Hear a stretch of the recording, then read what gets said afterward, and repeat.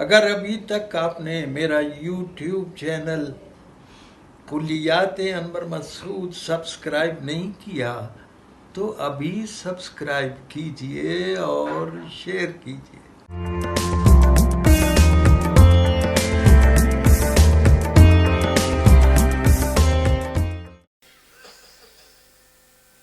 خواتین و حضرات، میں بہت ممنون ہوں اپنے بھائی میرا اس سے بہت پرانا تعارف ہے، الیاس احمد صاحب نے مجھے اس محبت سے بلایا ہے۔ اگرچہ میں نے بہت معذرت کی تھی لیکن ان کا اصرار اتنا پرخلوص تھا، میرا انکار دم توڑ گیا۔ تو میں اس کا نتیجہ آپ دیکھ رہے ہیں۔ راول پنڈی کے میڈیکل کالج کا ایک لڑکا میرے پاس آیا، سر ہم ایک رسالہ نکال رہے ہیں، آپ اس پہ کچھ لکھ دیں پیغام۔ تو میں نے بس ایک شعر لکھا اس وقت، خدا کرے کہ تجھے ایک بات یاد رہے، ڈاکٹر کے لیے، جتنے ڈاکٹر یہاں موجود ہیں ان کے لیے، خدا کرے کہ تجھے ایک بات یاد رہے کہ مفلسوں کی دعا بھی بڑی کمائی۔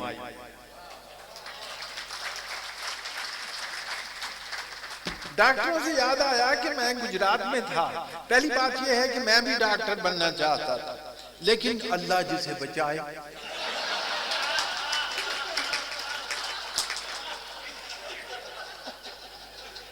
معاف کیجئے گا، مجھے میرے ڈاکٹر بنانا چاہتے تھے میرے پیرنٹس، لیکن جب وہ لیبارٹری میں فراگ کی یا ریبٹ کی یا ارتھ وارم کی ڈائسیکشن ہوتی تھی تو میں غزل لکھ رہا ہوتا تھا، یعنی وہ کہ محل اپنا اپنا مقام اپنا اپنا، کیے جاؤ میں خار و کام اپنا اپنا۔ تو میرا کام یہی تھا۔ پھر میں فارسی کی طرف آ گیا، میں نے میڈیکل چھوڑ دیا، بلکہ مجھے یاد ہے یہ اب پھر الیکشن ہونے والے، اس سے پہلے جو الیکشن ہوئے تھے آپ کو پتہ ہے نیشنل الیکشن، ان پر میں نے ایک قطعہ کہا تھا، اب وہ لہجے کی بات ہے، شعر سے 3 فنون وابستہ، ایک تو اس کی تخلیق، دوسرا یہ ہے کہ اسے خوبصورت لکھا جائے، خطاطی ہے، صادقانیت ہے، اور تیسری چیز اس کی ادائیگی ہے۔ آدمی شعر پڑھے شعر بن جائے، تصویر لے لو شعر پڑھنے سے پہلے تصویر بتائے کون سا شعر پڑھا ہے، یہ ہے اس کی ادائیگی۔ تو بہرحال وہ ڈاکٹروں کے پاس اتفاق ایسا، بلکہ بد اتفاق کہ مائک نہیں تھا۔ ایک ڈاکٹر صاحب اٹھے ماشاءاللہ، ساتھ ایک مسجد تھی وہاں سے اٹھا لایا، اور پھر میری باری آ گئی، انور کی سرے بزم سخن آئی ہے باری، کیا جانیے یہ شخص ہنسا دے کہ رلا دے، بڑے نمناک سے ہوتے ہیں انور کہہ کہے تیرے، کوئی دیوار گریا ہے تیرے اشعار کے پیچھے۔ تو بہرحال میں نے ایک انٹرویو میں کہا تھا، کسی نے پوچھا مزاح کیا ہوتا ہے، میں نے کہا تم نے مکئی دیکھی؟ نہیں بخاری کی مکئی دیکھی ہے؟ کہنے کہا ہاں۔ میں نے کہا جب جلنے لگتی ہے تو مسکرانے لگتی ہے۔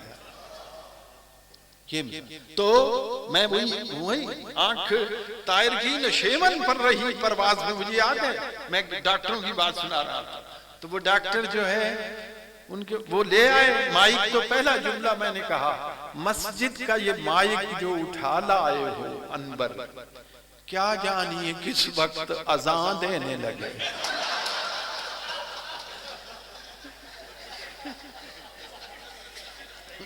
مسجد کا یہ مائک جو اٹھا لائے ہو انور، کیا جانیے کس وقت۔ تو وہ میں کہہ رہا تھا کہ الیکشن کے بارے میں، وہ بھی مجھے یاد ہے کہ پہلا جو الیکشن ہوا تھا، اب اس کی ادائیگی پہلے چاہیے مختلف، ٹھیک ہے آپ کو یاد ہے جیسا الیکشن ہو گیا ہے ٹھیک ہے، ہاں مگر تشویش لاحق ہے ذرا اس باب میں، مجھ کو لگتا ہے یہ خاصا غیر فطری فاصلہ، مولوی سرحد میں ہیں لوٹے مگر پنجاب میں۔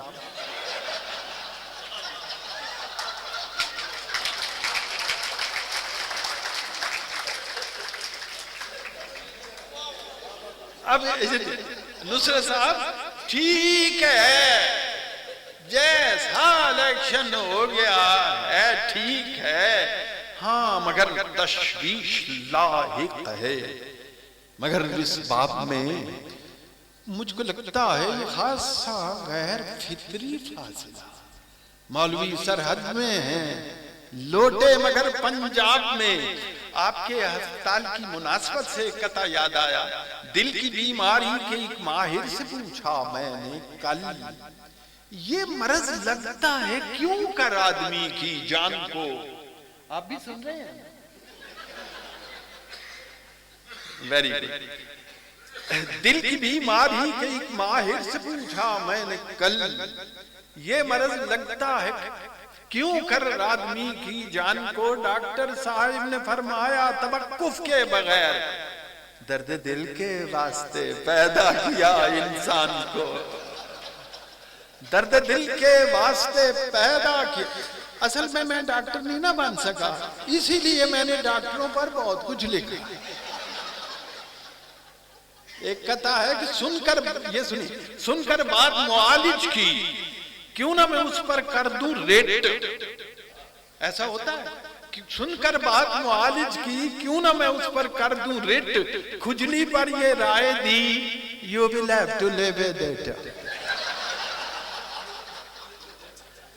کھجلی پر یہ رائے دی، آپ بہت ہنس رہے ہیں اب آپ کی طرف۔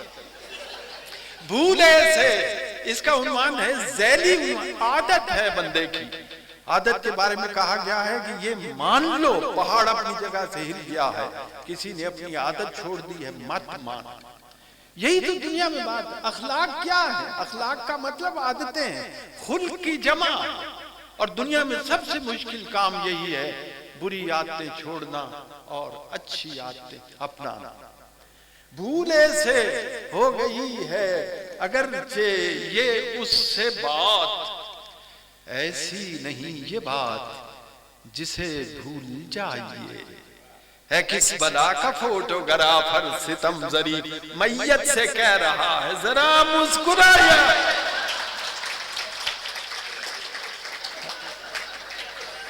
میت سے کہہ رہا ہے ذرا مسکرائیے۔ ایک قطعہ سنیے، ایک مکالمہ اپنی زوجہ سے کہا ایک مولوی نے، کیوں مولوی نہیں کہہ سکتا، اپنی زوجہ سے کہا ایک مولوی نے، ذرا اسی کی ڈکشن، اپنی زوجہ سے کہا ایک مولوی نے، نیک وقت تیری تربت پر لکھیں تحریر کس مفہوم کی۔ اندازہ کرو مشورہ ہو رہا ہے جی، اس سے پوچھ رہا ہے تو مرے تیری قبر بنے، لوہے مزار ہو پتھر لگے، اس پہ کیا عبارت کندہ کی جائے۔ جی اپنی زوجہ سے کہا ایک مولوی نے، نیک بخت تیری تربت پر لکھیں تحریر کس مفہوم کی۔ اہلیہ بولی عبارت سب سے موزوں ہے یہی، دفن ہے بیوہ یہاں پر مولوی مرحوم کی۔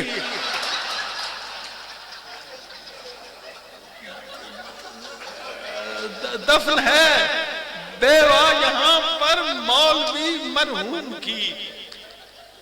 ایک قطعہ سنیے، ابھی میں الیاس صاحب قطعات کے جی، کل جو ہوا ہے دفعتن اس سے میرا مکالمہ، نصرت صاحب کل جو ہوا ہے دفعتن اس سے میرا مکالمہ، خوبی اثار کا تجربہ کچھ یونیک ہے۔ میں نے کہا کہ جانے من، اس نے کہا کہ کیا کہا؟ میں نے کہا کہ کچھ نہیں، اس نے کہا کہ ٹھیک ہے۔ کل جو ہوا ہے دفعتن اس سے میرا مکالمہ، خوبی اختصار کا تجربہ کچھ یونیک ہے. میں نے کہا کہ جانے من. اس نے کہا کیا کہا؟ میں نے کہا کچھ. اس نے کہا کہ ٹھیک ہے. ڈاکٹر صاحبان کے لیے پھر انسولین کے ٹیکے پہ پہنچا. جب ایک ٹکیا سے اس نے ابتدا کی. پھر انسولین کے ٹیکے پہ پہنچا. جب ایک ٹکیا سے اس نے ابتدا کی، نہ پوچھو حالت بیمار شوگر، مرض بڑھتا گیا، مرض بڑھتا گیا، جوں گیا دوا کی. ابھی میں داخل ہوا ہوں حال میں، تو کسی حال میں بھی اللہ جس حال میں رکھے. تو 2-3 فرمائشیں ہوئی. ایک تھی، ایک پنجابی کی فرمائش تھی. میں آپ کی، جی مجھے پتہ ہے، میں فارسی میں بھی لکھتا ہوں اور میرا مضمون فارسی ہے. میری اہلیہ کا مضمون بھی فارسی. آج کل ماشاءاللہ عربی تفسیر قرآن پڑھا رہے ہیں. تو بہرحال فارسی بھی میں لکھتا ہوں، اردو میں بھی لکھتا ہوں، پنجابی میں بھی لکھتا ہوں.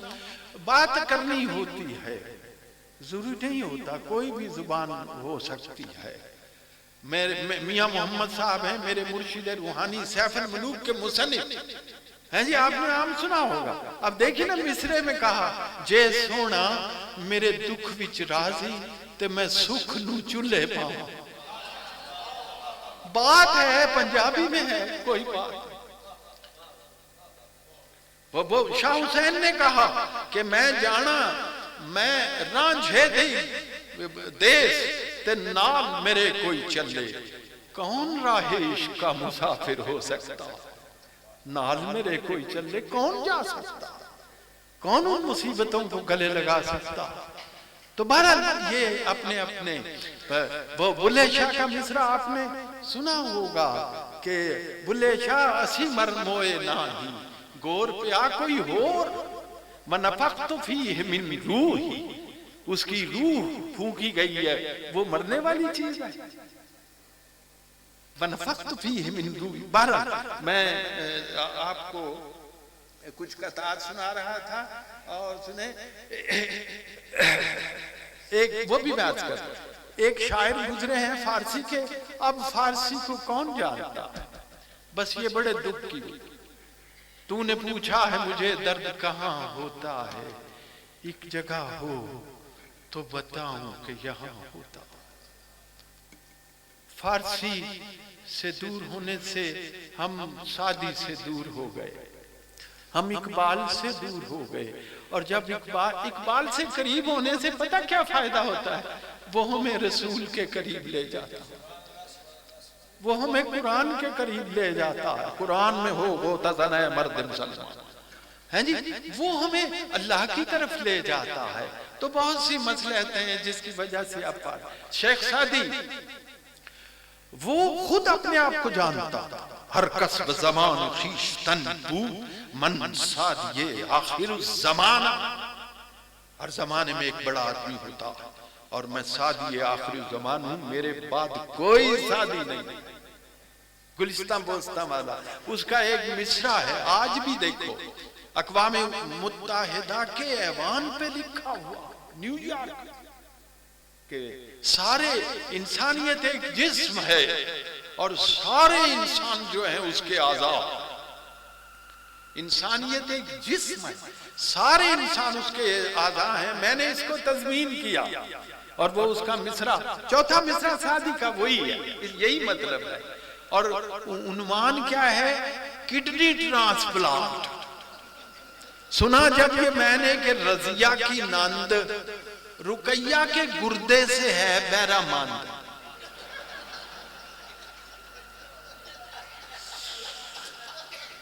الیاسا سنا میں نے جب یہ رضیہ کی ناند رقیہ کی گردے سے ہے بہرہ ماند، مجھے شیخ سعدی بہت یاد آئے. بنی آدم آزائے یک دیگرند، بنی آدم آزائے یک دیگرند. اگر سکولوں سے اٹھ گئی ہے فارسی، گھروں میں تو پڑھی جا سکتی، گھروں میں تو پڑھی جا سکتی ہے.